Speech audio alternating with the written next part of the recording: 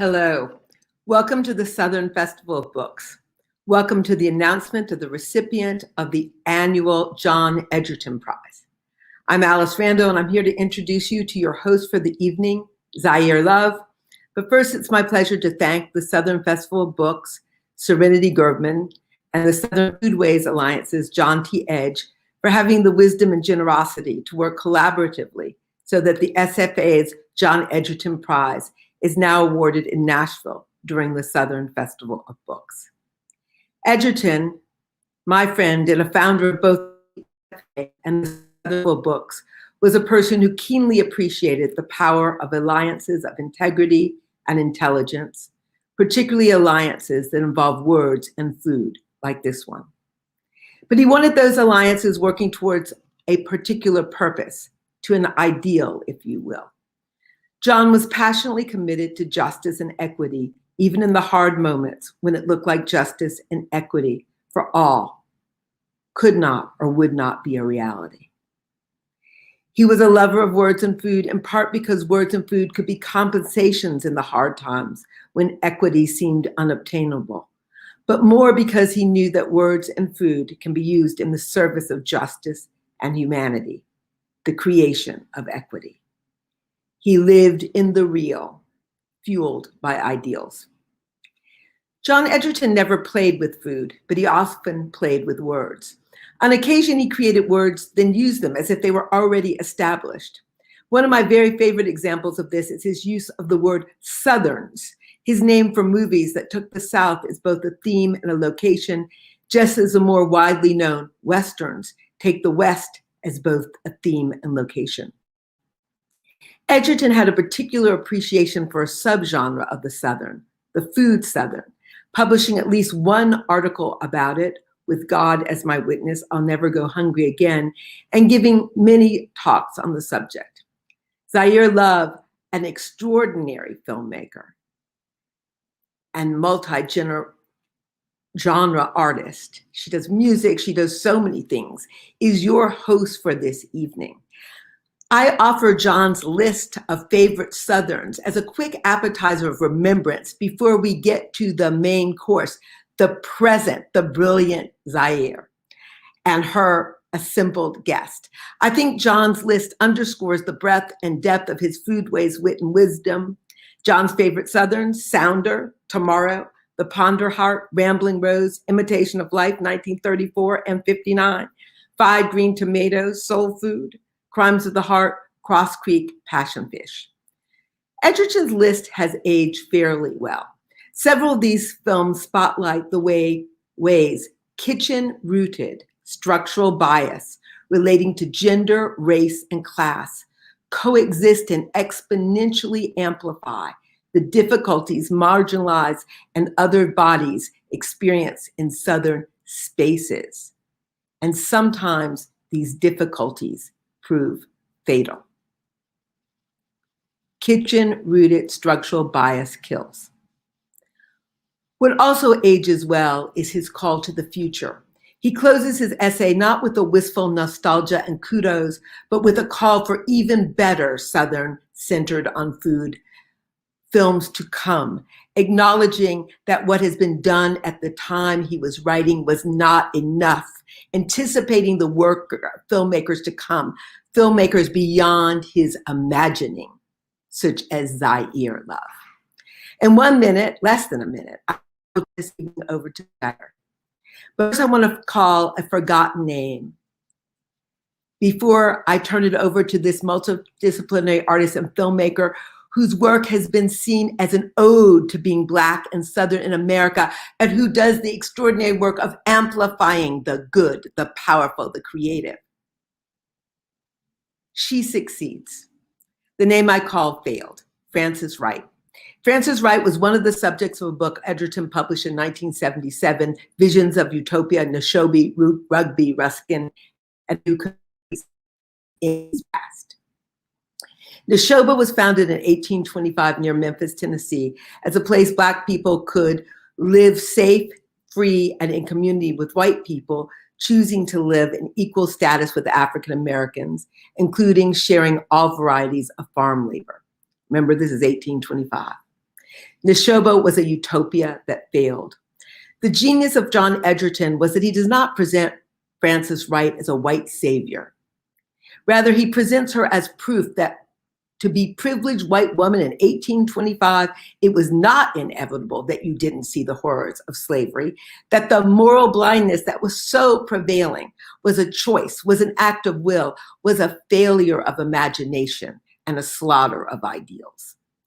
Part of the brokenness and exhaustion of this 2021 moment is the disruption of many of those conversations about what would be ideal in favor of conversations about what is possible. Egerton's 1977 publication reminds us to ask ourselves the most radical question: what would be ideal? There is no one ideal. For some, the ideal will be no torturing the animals we eat. For others, it will be no eating animals. But a conversation that starts with acknowledging we have ideals around food, be it no hunger, no food insecurity, safe working conditions, living an equal place at a healthy and delicious table for all, knowledge of our food legacies, no torturing the earth that feeds us, is a kind of sacred conversation John Egerton loved and lived. Egerton's words and food, theory and praxis, celebrate the real salted with the ideal. With that, I give you the ideal and the real Zaire Love. Thank you so much, Alice. That was just a powerful introduction, and thank you so much for explaining more of the work of John Egerton. And while we are honoring Dara Cooper, who is the Southern Foodways Alliance 2021 Egerton Prize winner. But before we introduce Dara, I would love to introduce Jasmine Mans. And so Jasmine is a Black American poet, artist from Newark, New Jersey. She graduated from the University of Wisconsin-Madison with a BA in African American Studies. Her debut collection of poetry, Chalk Outlines of Snow Angels, was published in 2012. And in March of 2021, this year, she published Black Girl Call Home, a book of poetry that Clint Smith says each poem is a meditation on a moment, a memory, and a history that guides the reader through the experience of Black womanhood in a way I've not experienced before.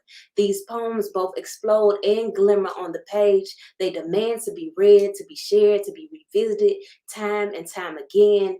And y'all, I couldn't agree more. And Dara Cooper. She has roots in numerous cities, including Philadelphia, Chicago, Atlanta, and Jackson, Mississippi. Dara Cooper is a national organizer with the National Black Food and Justice Alliance, an alliance of Black-led organizations working toward national Black food sovereignty and land justice. She's also an anchor team member of the HEAL Health, Environment,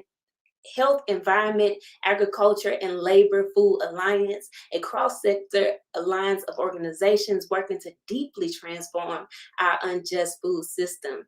She is indeed mighty, and I am honored to talk with her tonight. Welcome, y'all. But before we start our conversation, which is going to be dynamic because these two women are, I would like to share a film that was produced and created by a Jackson native, Mrs. Jasmine Williams, and it speaks to Dara Cooper's work and why she is the 2021 Egerton Prize winner. So could y'all roll that beautiful film?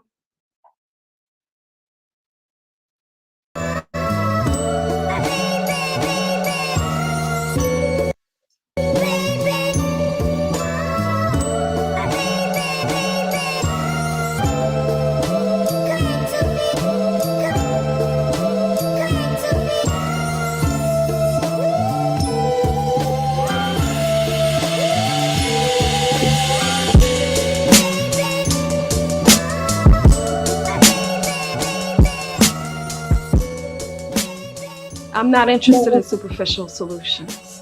I'm not interested in solutions that make some people who are in dominant spaces and dominant power structures feel good. I'm interested in justice. I'm interested in liberation. I'm interested in all the things underneath that, which is getting to the root cause of A, why we're in the conditions that we're in, and B, how we can reclaim our rightful place as the leaders that we are destined to be, to reclaim the solutions and drive the solutions that our communities deserve. I am the daughter of Iya Ifalola Omobola. I am the granddaughter of Ernestine Perry Baratarun, may she rest in peace, the daughter of a long lineage of freedom fighters, resistors, lovers of liberation. I am the co-founder of the National Black Food and Justice Alliance. I have the great privilege, the great honor of working with incredible leaders,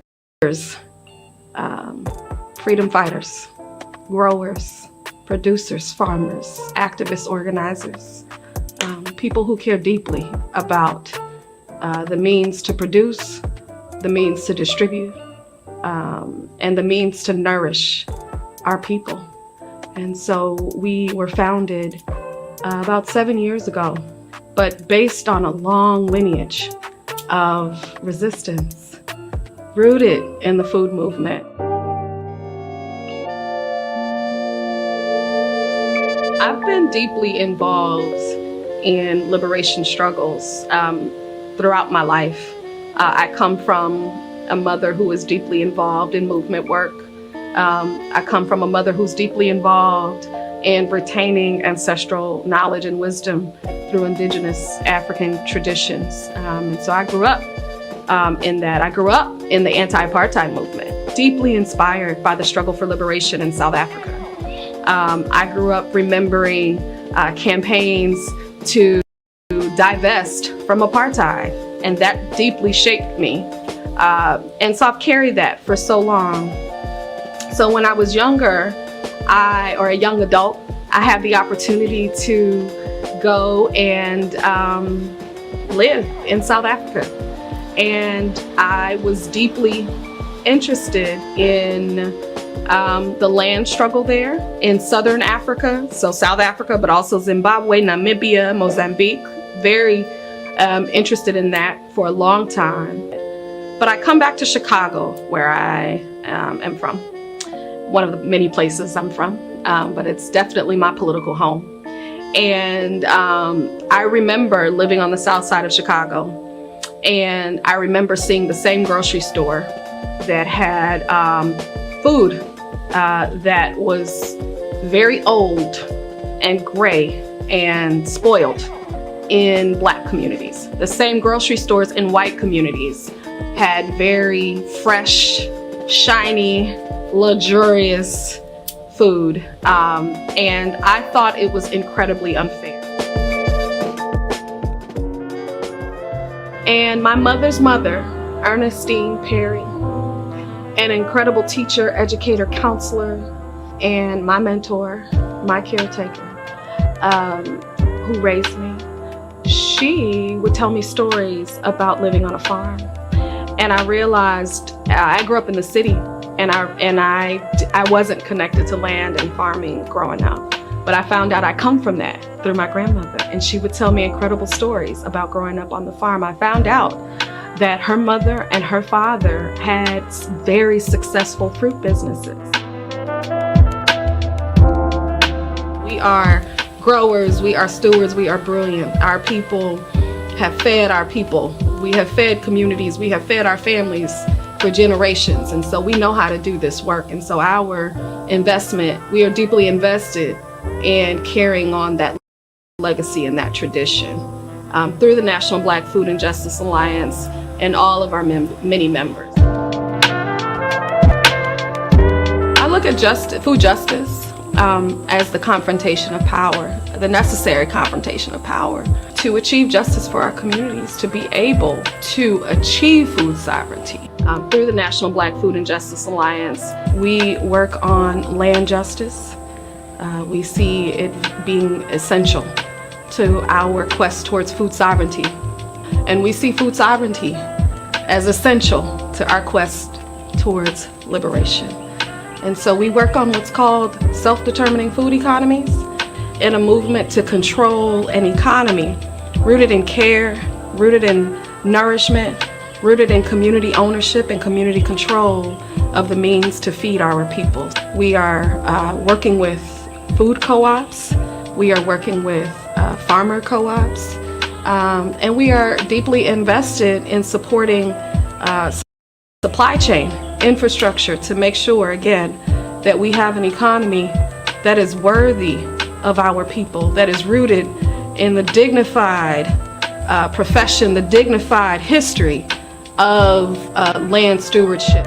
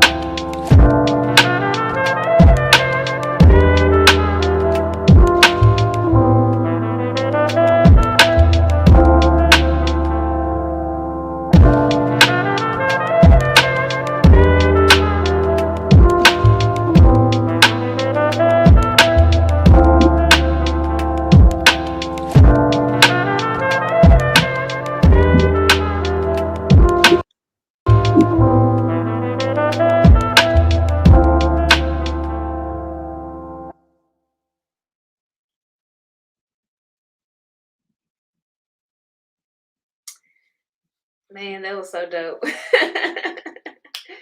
Thank you to Jasmine Williams out of Jackson, Mississippi, and her crew for putting together such an amazing film. And thank you, Dara. Jackson, stand up. Yes. And thank you, Dara, so much for the work. You know, they wouldn't be able to capture it if you and your team and the community wasn't doing it. So we appreciate you and the work that you do.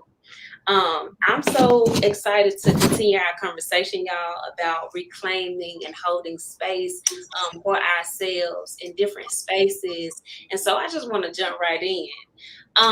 You know, reclaiming and holding spaces is what our ancestors have done all the time, you know, even if it wasn't as loud or quickly, you know, recognized it as it may or may not be today.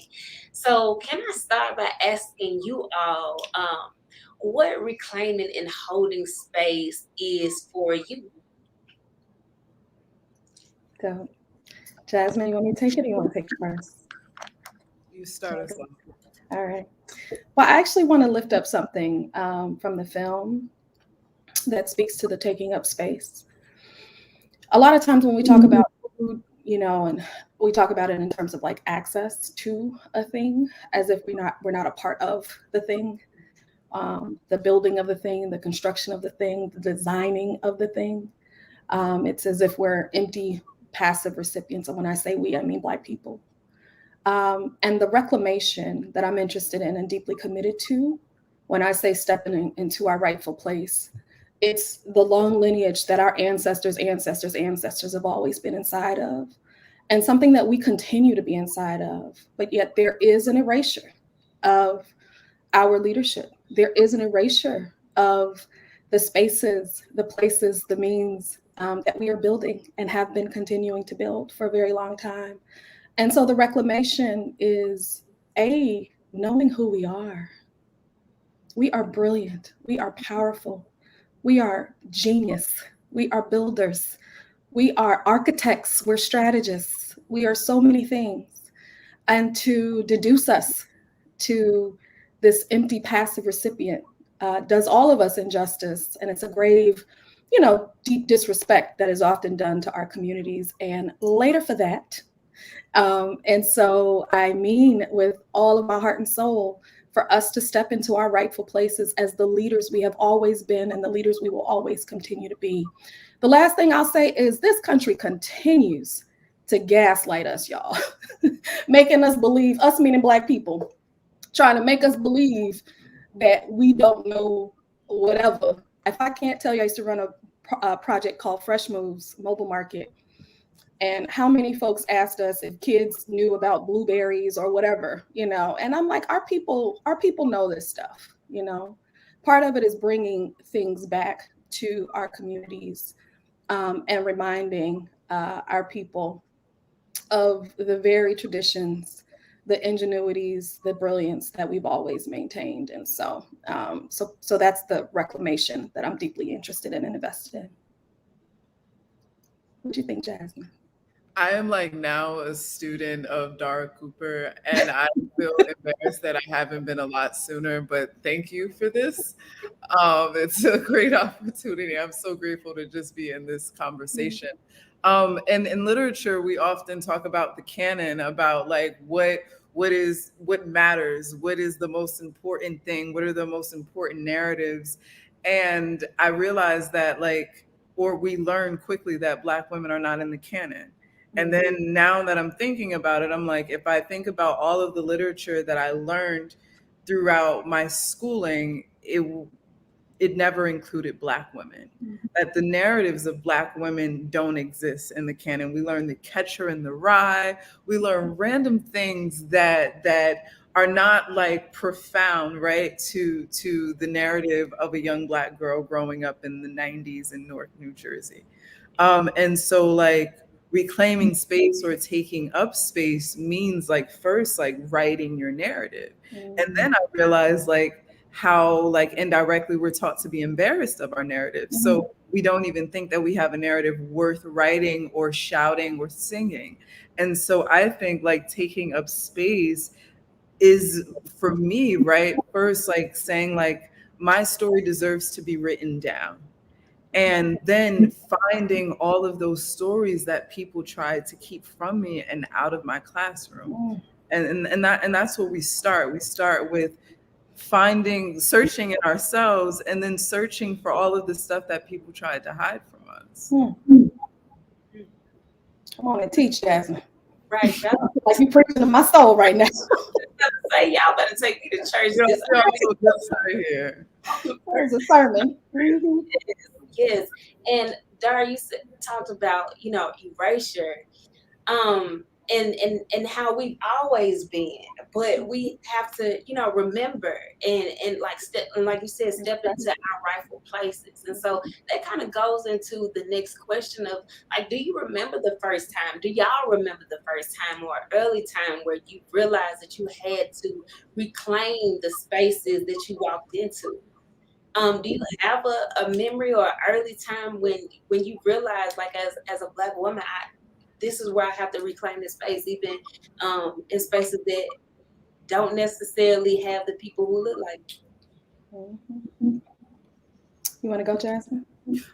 I think every month there's a reclaiming moment that a Black woman goes through, because it's always this situation of always having to remind people of who you are.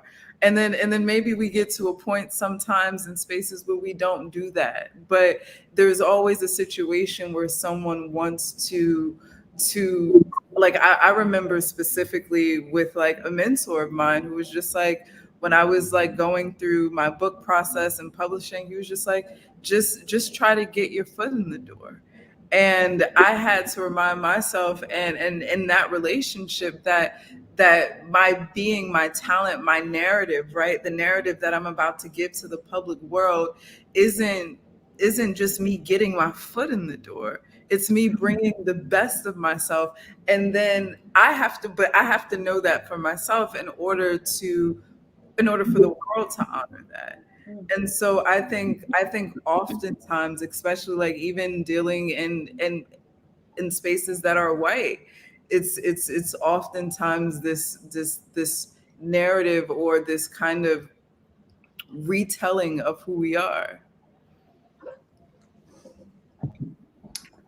That part, Jasmine.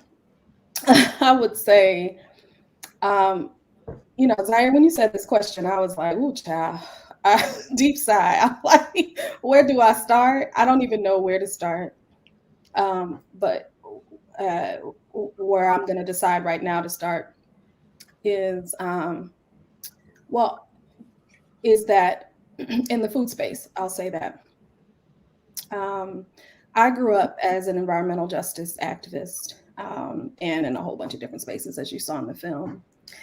And when you see environmental spaces, typically white dominated, previously, thank God for the environmental justice movement, full of incredible, particularly Black women leading, and which connects to the food justice movement, which I see as a part of the environmental justice and the climate justice movement. Let mainstream media tell you we don't exist, right? But we know better. And so I remember going to conferences in the food space a couple, maybe 15 years ago. And all the speakers were white, largely white men, a lot of farmers. And I was like, damn, we got no Black farmers, what's happening? Which is a part of what I was trying to share in the film too, was about that then made me look into my own history. And I found out that not only, broadly, I started learning and taking upon myself to learn about Black people's role in agriculture and land stewardship and environmental justice and climate justice, right? But I had my own personal story around being connected to this work that I was disconnected from and that I, since learned. But fast forward later, I have to shout out the Federation of Southern Cooperatives, which was actually a really transformative experience for me. This was about maybe like 15 years ago, I don't know, 20. And I dropped out as a history major, y'all, because time for me is like, oh my God, I don't know the year, but whatever.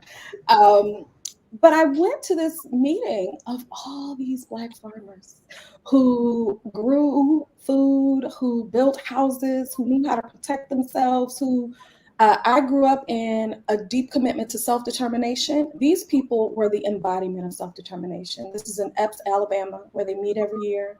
And I since have been going every year to build with these folks because I'm just in love with Black ingenuity, Black resistance, Black self-determination. And I know our folks are out there. And the last thing I'll say is we built the National Black Food and Justice Alliance. I'm thankful for this award. Thank you. And y'all know can't nobody do nothing alone. And so this award is for all of our folks, right? It's not just me. It's about all the people who make this work possible. It's never an individual.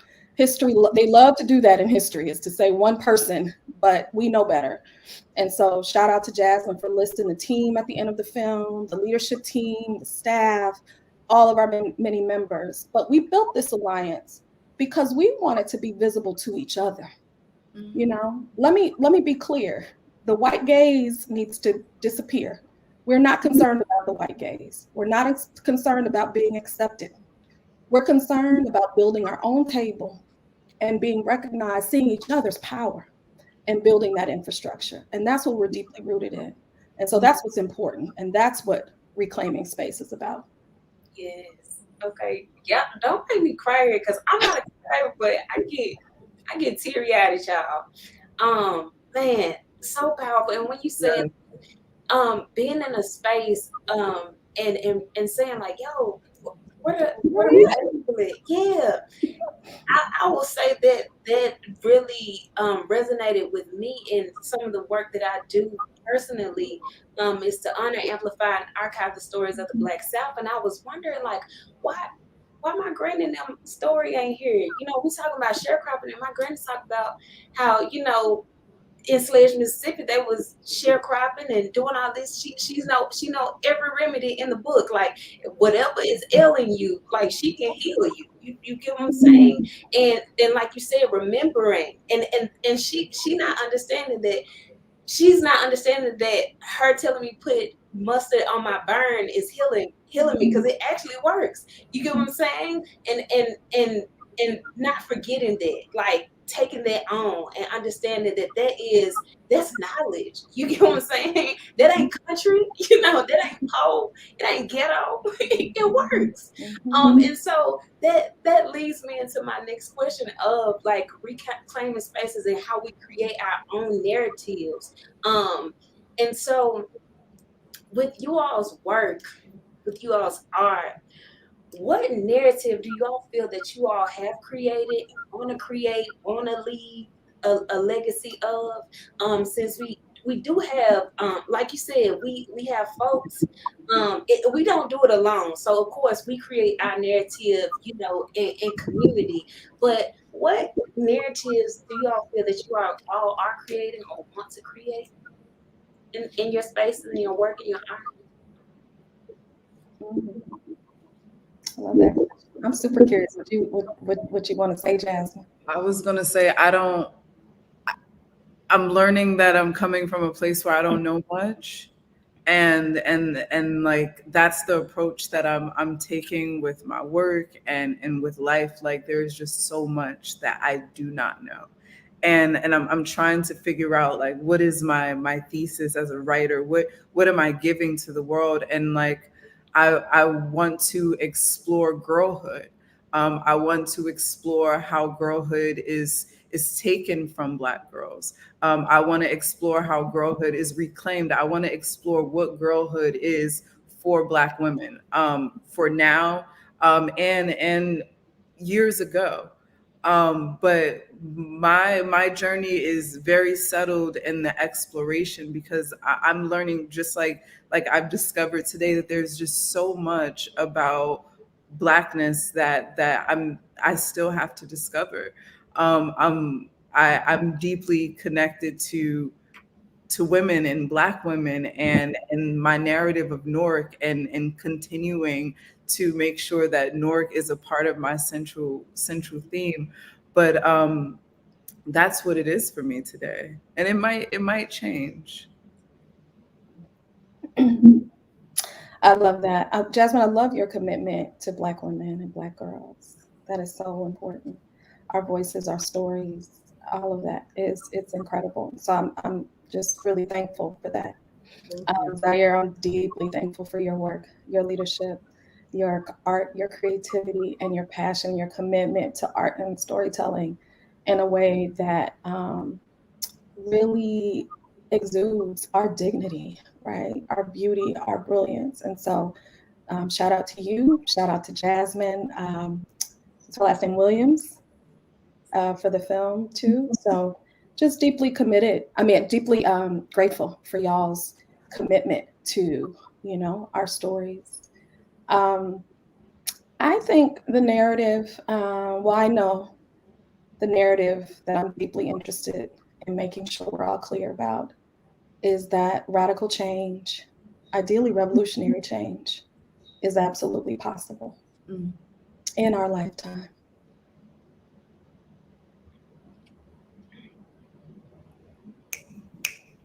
Yeah. Yes. Period. Period. Period. Yeah. We gotta sit with that one too. Mhm. We gotta sit with it. Could you say that again, Dara?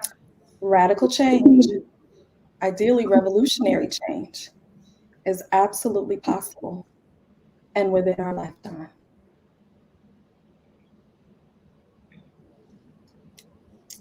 Now, with that said, you're doing revolutionary work. You know, you, the team, the community, so many. We are doing revolutionary work. But I do want to pose this question to you, or send to you in this question. You, the team, the community, that makes the work possible. First, congratulations too. Congratulations, and I know, like you said, it's not just you, but it's the whole team, whole village behind you. But when we say Dara Cooper, we call all of them to the table. I'll take that. And I know that there are some important and some monumental things that you want to talk about. And I just want to give you the space to talk about these things surrounding Black farmers, land equity. We teach us. We're at your feet. Well, I'm going to share what I know. I want to give a deep shout out to one of my mentors and comrades, Savvy Horn, of Land Loss Prevention Project in North Carolina. We last year, I think it was, we worked on introducing a bill called the Justice for Black Farmers Act. That act was to, or is to, because it's still live, and we're gonna still fight for this, is to make land access available to Black land stewards. We are deeply invested and interested in the reclamation of land access. I try to stay away from words like land ownership. The bill language will say things like that, but we want to transfer it away from corporate domination and make sure to be in solidarity with our Indigenous comrades around rematriation. But we got to get back to the land. We got to literally free the land. And we need to make sure that Black people have the means to be able to be self-determining, and we cannot do that without land. So this Justice for Black Farmers Act was introduced. Let me say, folks should look up Pickford versus Glickman to learn about the historical discrimination that has happened, and many people would argue continues to happen. And that discrimination resulted in a lawsuit, Pickford 1 and Pickford 2. That lawsuit did not recover the debt that Black farmers incurred from being discriminated against. It did not recover the land. 98% of land was declined as a result largely of discrimination and violence. And so there was no recovery of that. So you see a very small percentage of land available to Black communities for stewardship. And so the Justice for Black Farmers Act is a really important piece of legislation that was introduced, I think earlier this year. Out of that came something called emergency debt relief for BIPOC farmers. And so there was a portion of the bill that was for debt relief for Black farmers that was expanded. Senator Warnock, shout out to him, in Georgia, introduced that. It passed, right? So we got some money that was supposed to be allocated to BIPOC farmers who have been discriminated against and continue to be. Here comes white folks talking about reverse discrimination. Let me say, not all white folks, some white folks who are very backwards and ridiculous. And it's a long, strategy here. And so that's why it's important for white allies to stand up, to find a place and be on the right side of history. There is no in between. You got to be on the right side of history. And part of that is checking these folks who are countering resources that are rightful to Black, Indigenous, and communities of color who are doing the best they can to hold on to their land, doing the best they can to continue feeding our communities. And you have these right-wing white supremacists blocking. I think there were like 12 lawsuits around the country blocking folks from being able to access these resources. So we're resisting, and I'm inviting everybody to join us in resisting that. Anybody who cares about food, anybody who cares about equity, anybody who cares about justice, anybody who cares about a delicious meal. Where does that meal come from? And how do we protect this system so that BIPOC, Black, Indigenous, and communities of color are able to participate as owners and stewards and providers in this system? As I mentioned earlier, we're not just empty, passive recipients. We are leaders in the system. And some of these wrongs need to be corrected. And so join us in that fight. You can go to blackfoodjustice.org.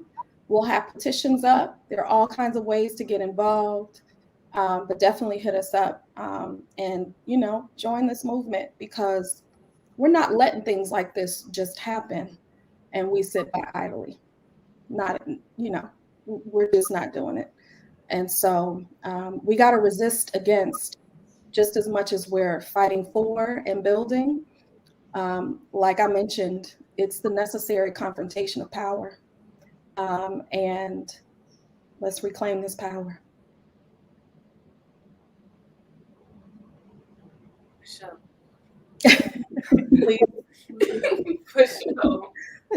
Thank you for letting me share that. It's something I'm really emotional about, quite frankly. You know, the insidiousness to even have the unmitigated, like the gall to try to block something like this. This isn't even a semblance of justice that Black people are owed, that Indigenous people are owed in this country. It's not even it's nothing compared to what people are actually owed. And it sets an incredibly dangerous precedent.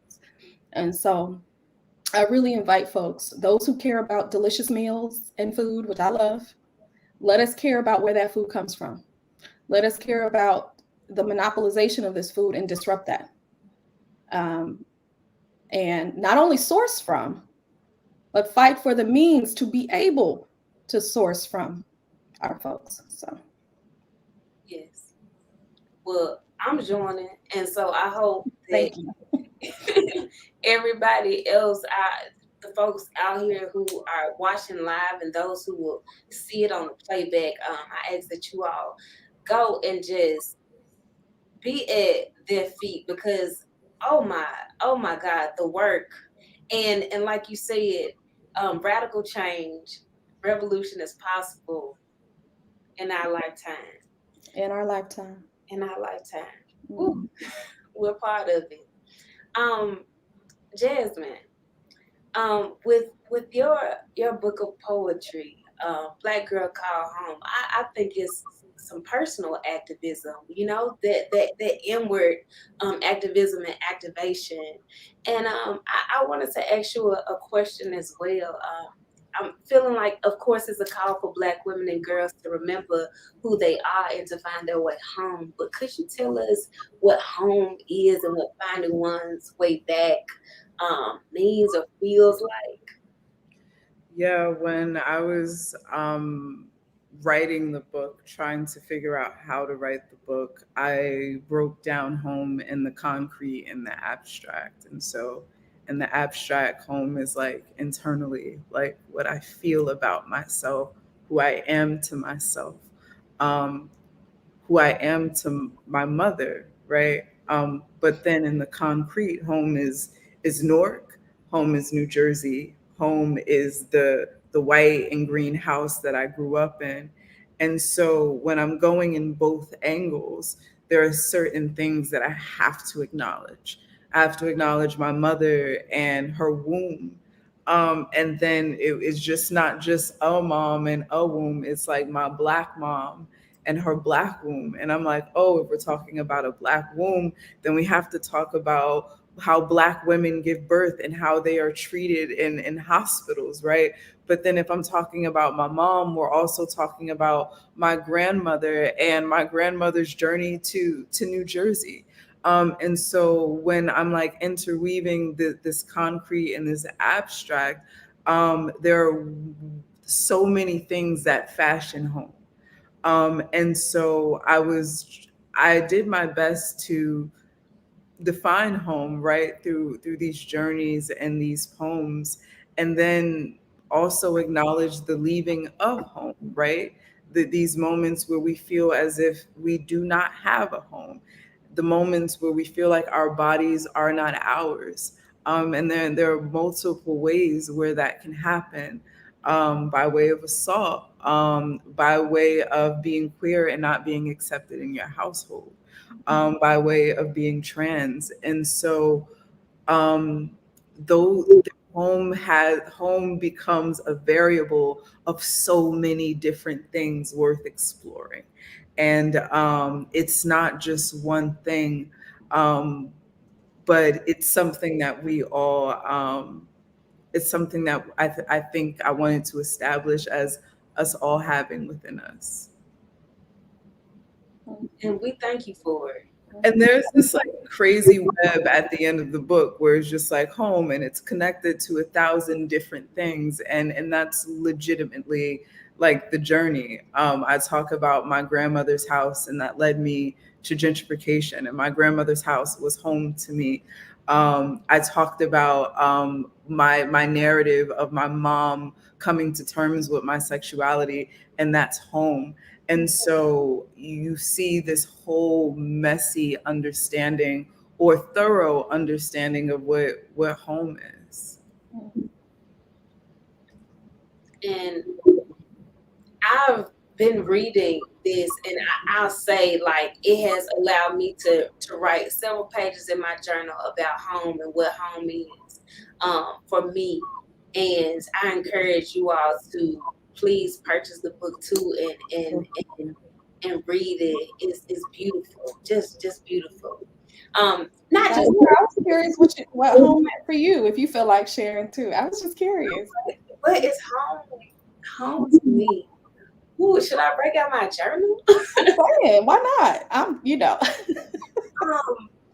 I'll say home to me, just like Jasmine said, there's several different, but when you asked me that question, it immediately came to the South and being Black in the South, and how for so long I felt like I had to be detached from that, and particularly being from Memphis.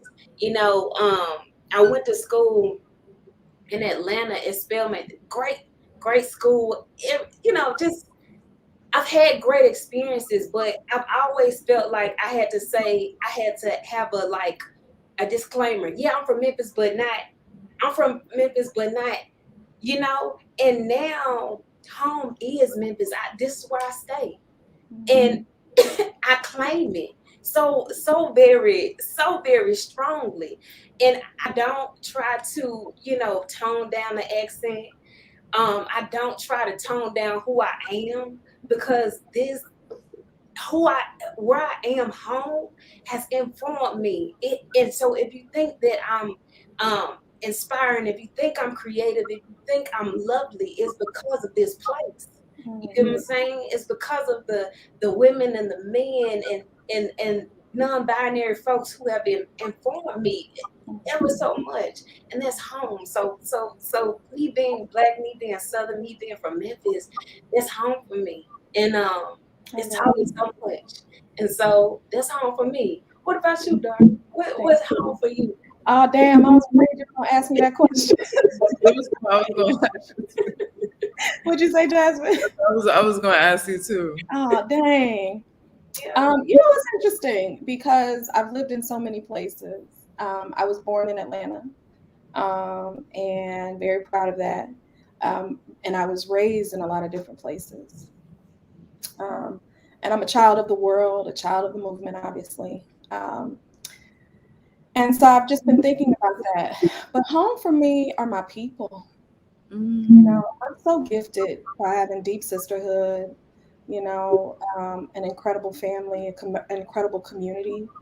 And so I'm so grateful that I feel like I'm able to make home in a lot of spaces, but it's the people that make home for me. And so, I'm deeply grateful for that. I want to shout out my sister, Dr. Ashante Reese, who actually is a former Spelman professor. She's a very close sister friend of mine, and Monica White. And, they just wrap me up in a place that feels like home. That sisterhood. And so I'm just, that's home to me.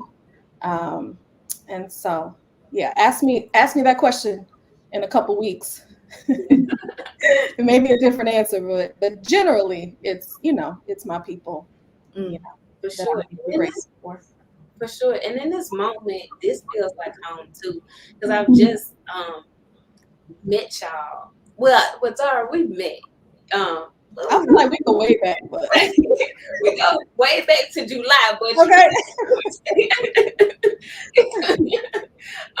Of this year, but it feels like I've known you for so long, so much longer than that. But just in general, just being able to have such deep and like meaningful conversations with Black women with shared experience in our intersectionalities, even if they differ at some intersections, this feels like home. It feels like when you meet Black women and you notice that they're fighting for the same thing you're fighting for. And you can leave that space knowing that they're fighting for the same thing. And that's valuable, that's important. And I think that's something that keeps us going as women. Absolutely. And that's So when I think of home, I think of Black women. My God. Mm-hmm. Oof. Mm-hmm. Yeah. Mhm. Absolutely. one of my questions when you said keep going, that's actually the next question. Who inspires you, or keeps you going? Mm.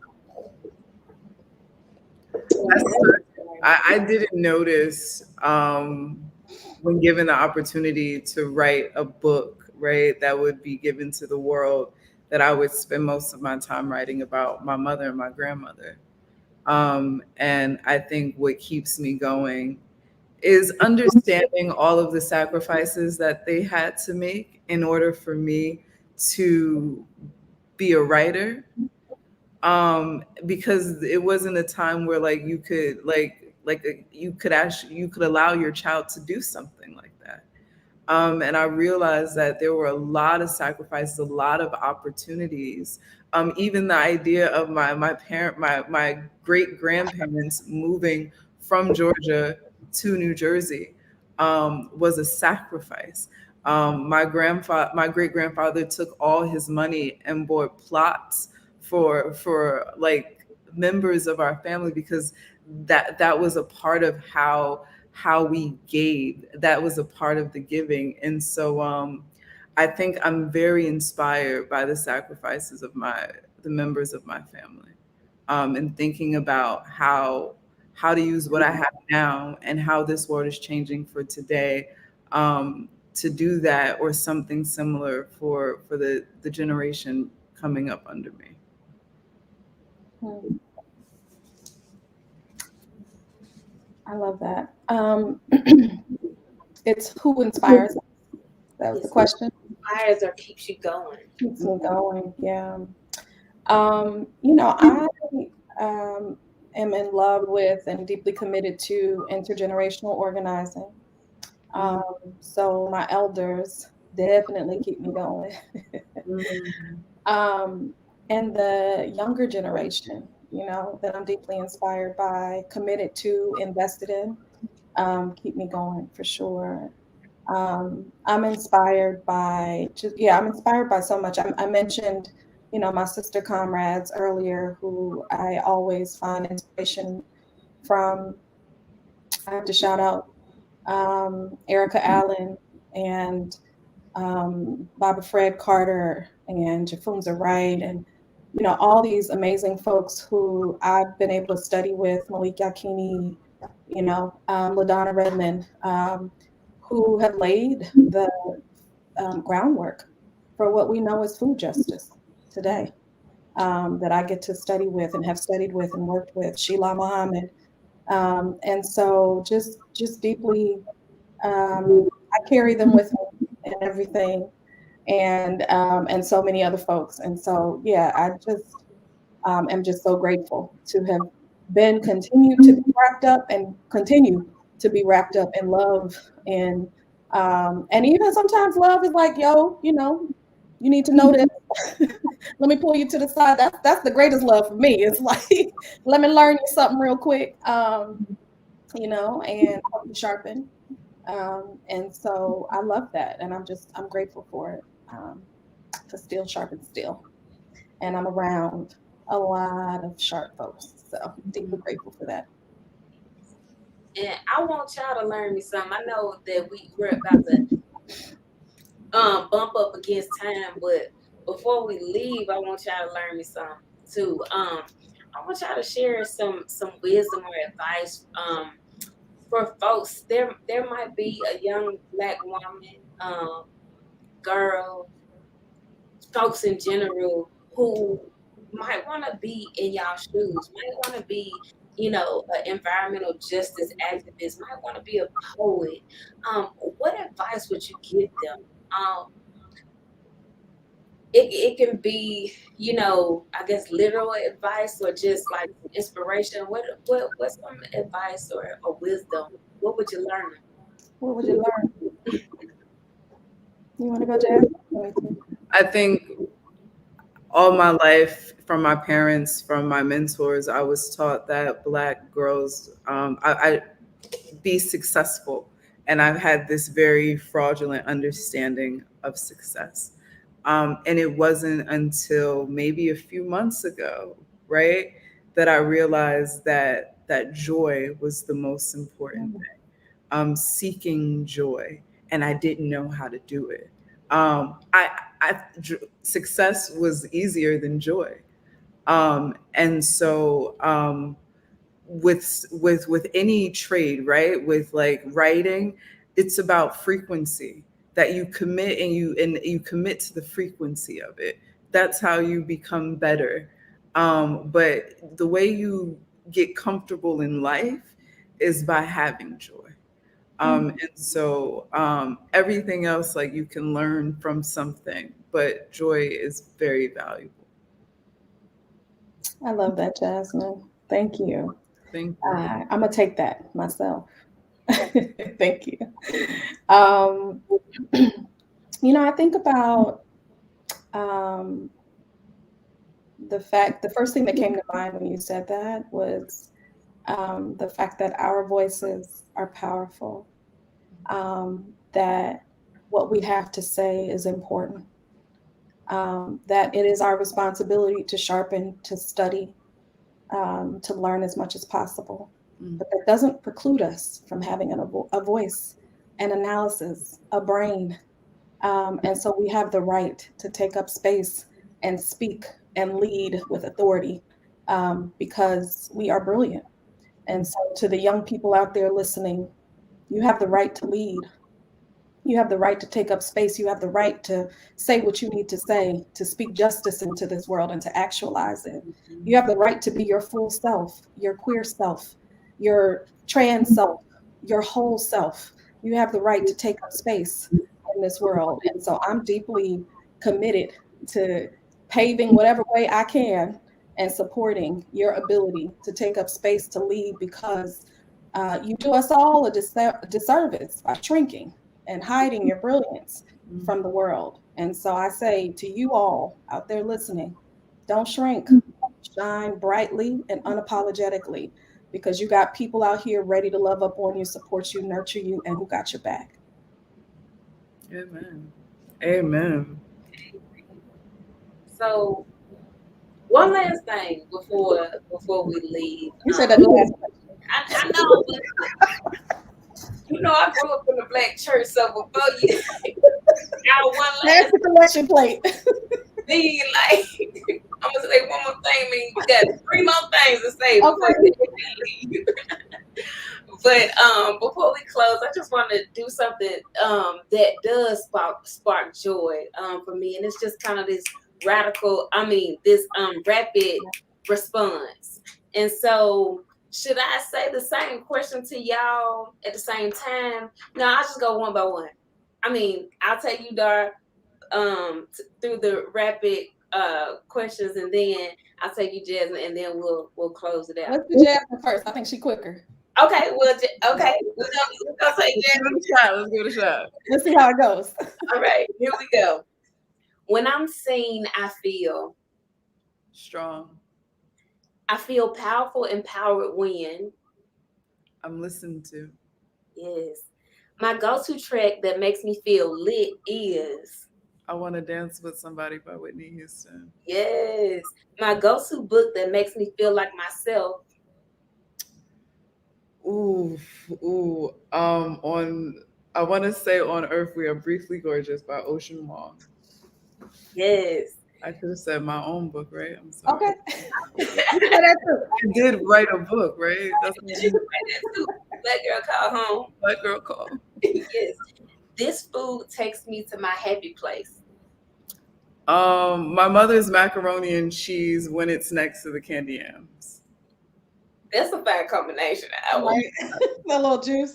Yes. And I'm better when I'm around my sisters.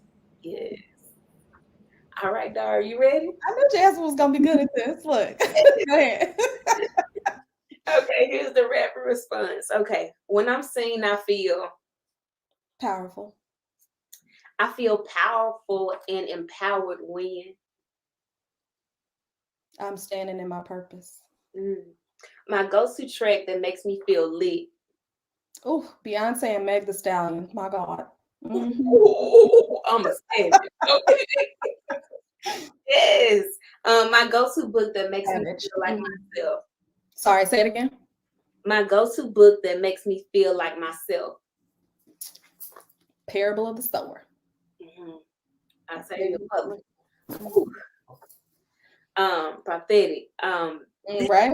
Prophet. Yes. Okay. This food takes me to my happy place. I'm gonna shout out my mama and her West African peanut stew. Ooh, and some jollof rice. Ooh, mama, I'm hungry. can y'all like yeah, my house? Okay, I'm hungry. Right. Woo. And I'm better when. I'm surrounded by love. Yes. Well, I want to thank y'all so much for it all. I can't say it all, but for it all, I want to thank y'all so much. And for those who are out here who are watching who live and who are going to be watching the replay, thank y'all so much for tuning in, and thank y'all so much for the opportunity to share. So, and thank you. thank you. Yes, Wonderful. Thank you so much. Y'all just have really blessed me so much. But we're gonna say out. We're gonna say peace out, y'all, and y'all have a great night.